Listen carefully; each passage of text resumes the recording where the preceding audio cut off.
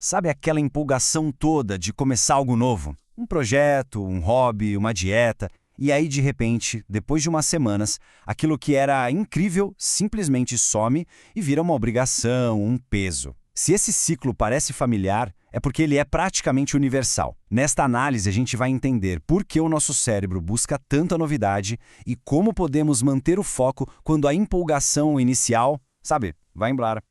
Olha só o nosso caminho de hoje. A gente começa com o ciclo da novidade, depois entende o motor de novidade do cérebro, cai na armadilha do tédio e da procrastinação, mas aí a gente vai além dos hábitos para falar de identidade. E por fim, aprende a deixar a manutenção magnética. Vamos lá? Bom, vamos começar por aqui. Todo mundo conhece essa sensação, né? A primeira semana na academia, os primeiros capítulos de um livro que não dá pra largar, o planejamento de um trabalho que parece que vai mudar tudo. A energia tá lá no alto, as possibilidades parecem infinitas. Só que aí, a rotina chega. E o que era emocionante vira comum. Essa mudança é clássica. Aquele aplicativo de idiomas que era usado todo dia, agora tá lá, esquecido. A guitarra nova tá juntando poeira no canto da sala. A paixão do começo se transforma num peso e a gente fica se perguntando, o que foi que deu errado? E aqui vem a boa notícia. A resposta curta é que não. Não é uma falha de caráter. Existe uma razão neurológica muito forte por trás desse ciclo todo. Não é sobre preguiça, mas sim sobre a química do nosso próprio cérebro. E entender isso já é o primeiro passo para quebrar esse padrão. Agora, vamos para a parte mais científica da coisa. O personagem principal dessa história é um neurotransmissor bem famoso, mas que muita gente entende errado. A dopamina. Muita gente chama de molécula do prazer, mas o papel dela é muito mais sobre antecipação e motivação do que o prazer em si. Pensa na dopamina não como a recompensa final, mas como o motor que faz a gente ir atrás da recompensa. Ela é liberada quando a gente antecipa que algo bom pode acontecer, dando aquele empurrão necessário para a gente agir e buscar o que quer. E olha que interessante essa distinção entre querer e gostar. O sistema do querer é movido a dopamina. É o que faz a gente sair da cama para correr atrás de algo. É a busca. Já o sistema do gostar envolve outros químicos, como opioides. É o prazer mesmo, a satisfação quando a gente alcança o objetivo. Uma coisa é a perseguição, a outra é a celebração. E aqui está o pulo do gato. A novidade é um gatilho poderosíssimo para o sistema de dopamina. Um projeto novo promete uma recompensa futura enorme, então o cérebro libera a dopamina e turbina a nossa motivação para começar. O problema, quando a tarefa vira rotina, a promessa de recompensa diminui, a dopamina cai e o nosso motor do querer fica sem combustível. Então, quando a novidade vai embora e o pico de dopamina acaba, a gente entra num território perigoso, o tédio.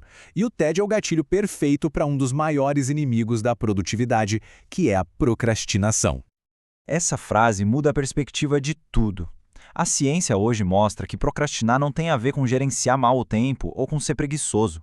É, na verdade, um mecanismo de defesa. É uma forma que a gente encontra para regular as nossas emoções e fugir de sentimentos desconfortáveis. Então, a lógica é essa. Uma tarefa se torna chata e isso gera um sentimento ruim. Para evitar esse desconforto, o nosso cérebro procura uma distração imediata. Pode ser a rede social, um vídeo, qualquer coisinha que dê uma dose rápida de dopamina. É uma solução de curto prazo, que, como a gente bem sabe, acaba criando um problema bem maior lá na frente. Essa é a pergunta de 1 milhão, né? Se a nossa própria biologia nos empurra para a novidade e nos afasta da rotina, será que tem esperança? A boa notícia é que sim, tem.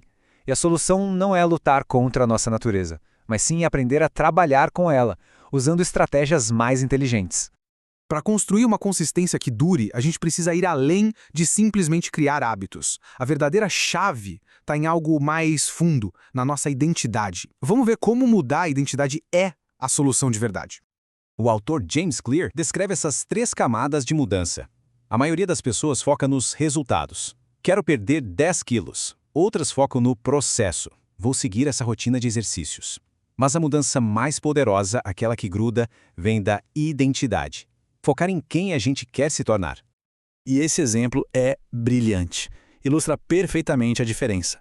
Quando a identidade muda, o comportamento vem junto, quase que no automático. A gente não está mais se forçando a fazer algo. A gente está simplesmente agindo de acordo com quem se é. A ação vira uma prova da nossa identidade. O processo é até que simples, o que não quer dizer que seja fácil. Primeiro, é preciso definir com clareza a identidade que se quer ter. Não é quero escrever um livro, é quero ser um escritor. Depois é começar a juntar provas. Cada pequena ação, cada pequena vitória é como um voto para essa nova identidade. Certo. Com essa base da identidade bem entendida, vamos para as ferramentas práticas. Como é que a gente pode fazer o trabalho de manutenção, aquele que é chato e repetitivo, ficar mais atraente para o nosso cérebro que adora uma novidade?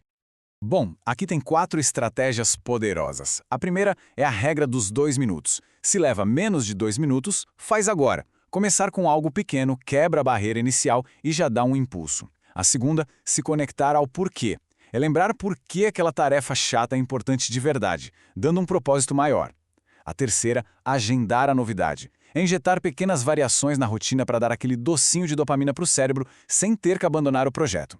E por fim, a autocompaixão. Tratar a procrastinação como um problema emocional e não moral quebra o ciclo de culpa e permite que a gente recomece.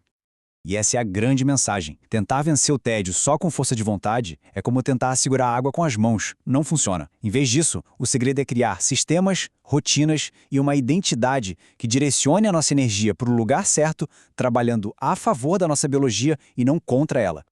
Para fechar, vamos só recapitular os pontos principais para a gente conseguir sair desse ciclo de buscador de novidades e se tornar um realizador consistente. Então é bom legar. Entender o papel da dopamina nos dá poder. Reconhecer a procrastinação como uma questão emocional nos dá compaixão. Focar na identidade nos dá uma direção, como uma bússola. E usar pequenas estratégias, como as que a gente viu, nos dá as ferramentas para continuar caminhando. Para terminar, fica essa reflexão. Não precisa ser nada grandioso. Como é possível injetar uma dose mínima de novidade em algo que já virou rotina? Um pequeno ajuste, uma nova abordagem. Às vezes, essa pequena faísca é tudo que o nosso cérebro precisa para reacender o fogo da motivação.